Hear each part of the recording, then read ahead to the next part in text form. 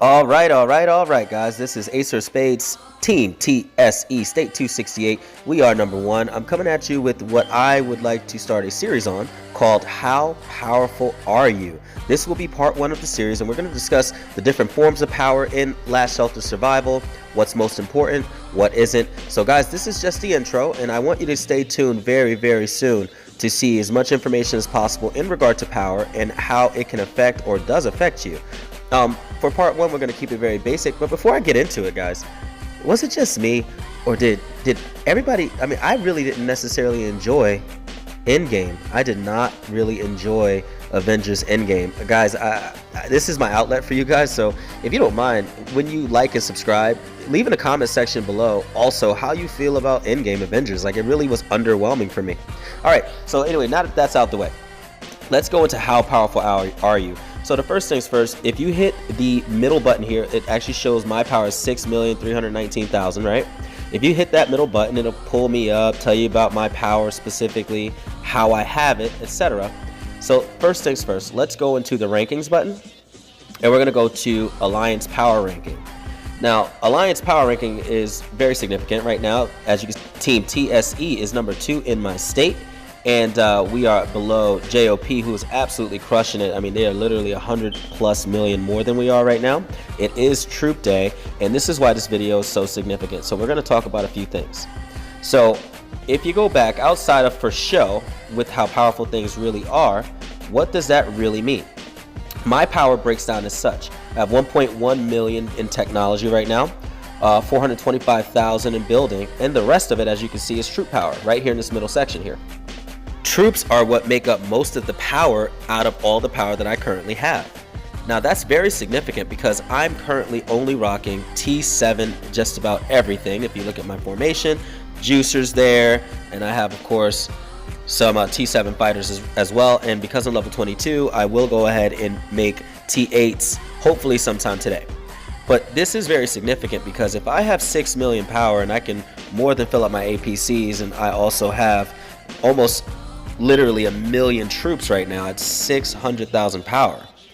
That means it's really significant to understand that anyone can fluff their power.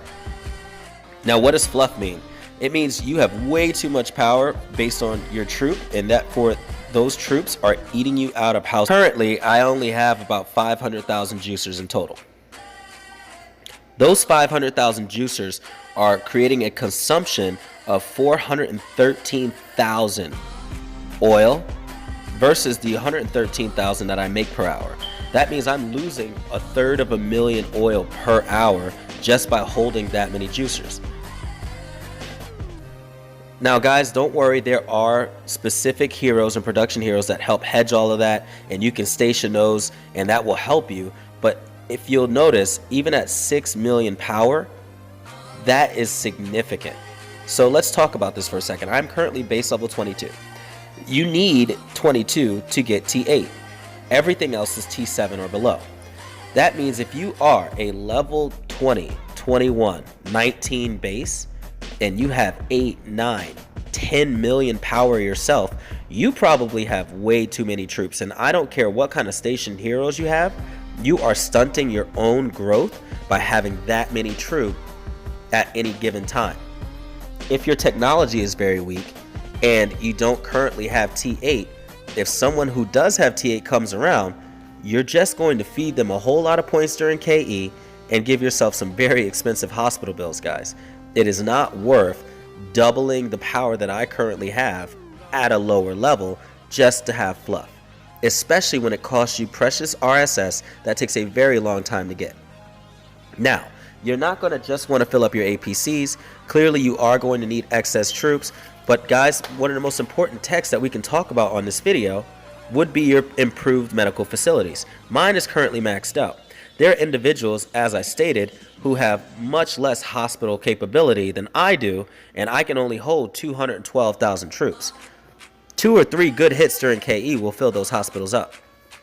If you are holding less than 200,000 troops in your hospital, guys, then why would you need several million troops just to get wiped away, just to cost you an arm and a leg? Guys, if this information was even remotely helpful, please like and subscribe. If you have any additional tips in regard to power, please let me know in the comment section below. We're going to go ahead and add those to part 2.